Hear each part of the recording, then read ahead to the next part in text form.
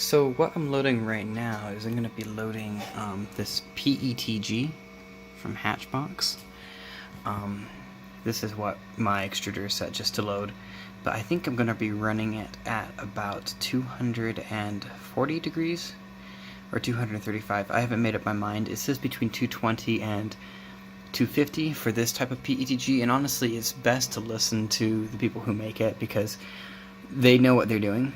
So follow within their range and their guidelines. They're pretty adequate, although it is good to look up what other people do suggest as well. So this would just be a white PET plastic. I'm going to be printing off just this Zelda bus that I found on Thingiverse. So I'll go ahead and show you guys how to do that, just so you guys know how you make it print hotter, because when you come into here and you go ahead, I'll show you, I'll go ahead and back up and then I'll go ahead and hit print. As you can tell, I can only get to 230 in here if you're using the software that comes with it.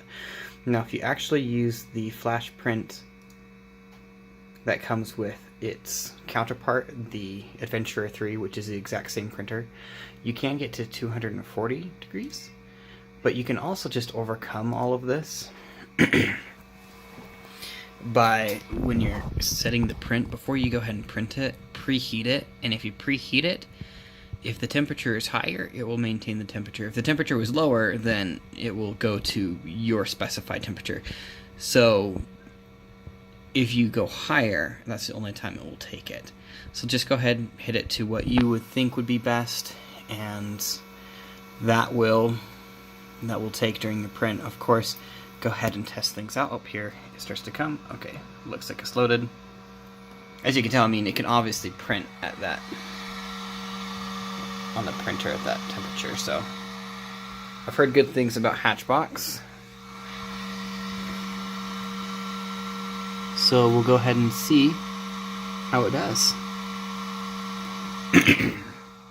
Let's start it off first.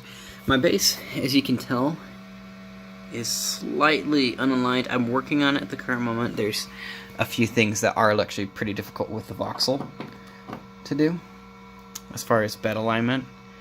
But let's go ahead and start the build and see if we can at least get that base down.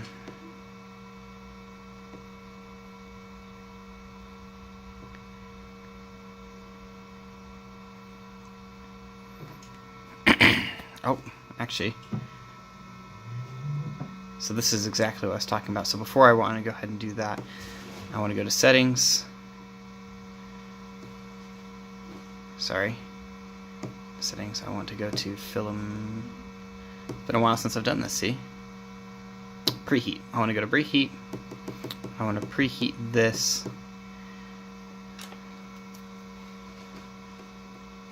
to 235 is what I'm going to actually, I think I'll try that first. So 235. And just for kicks and giggles, I'll boost this up to the temperature that I want it, just to show you guys when printing PETG you do want a hotter bed.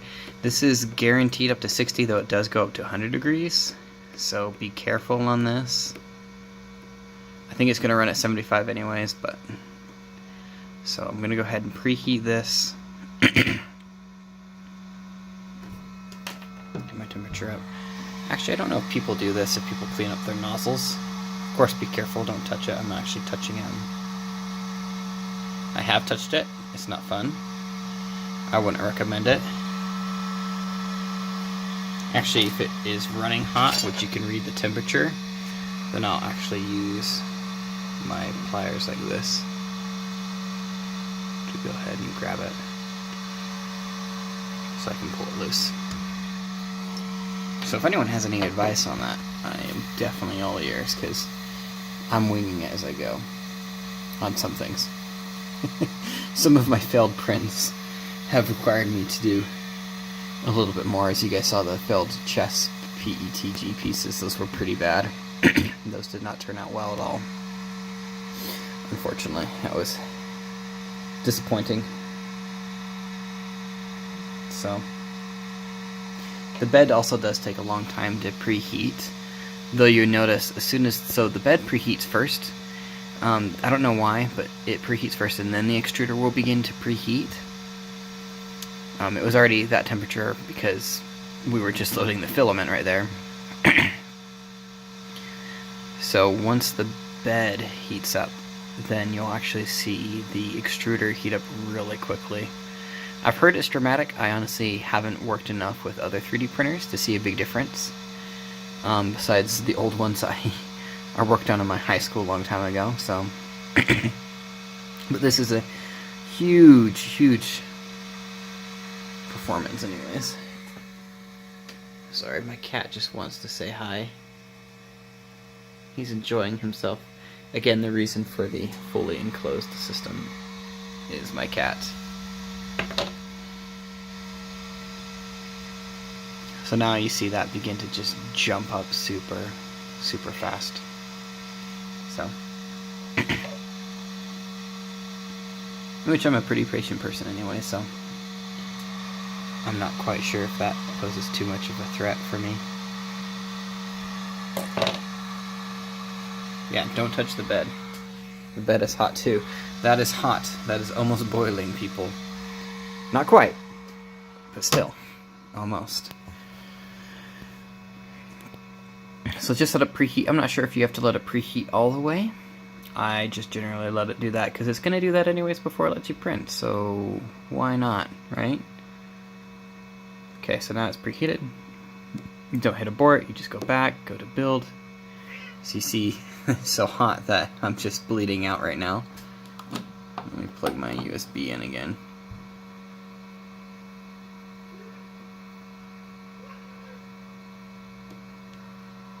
Let me focus on that. And just hit play.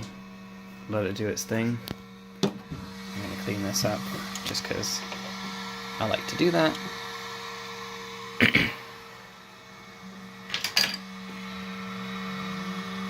And that was my cat who knocked something off. He's now taking an interest in what's going on over here.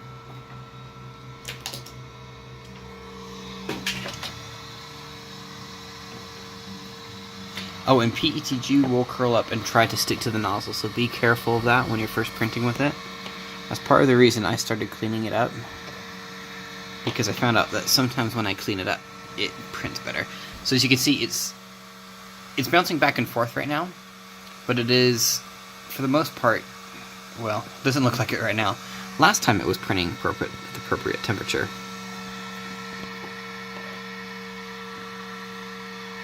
That I wanted when I preheated it.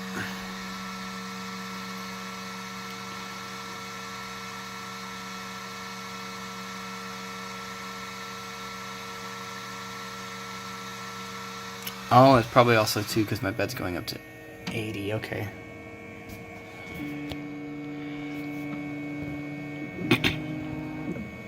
So as you can tell, I am going to be printing off on the side a little bit.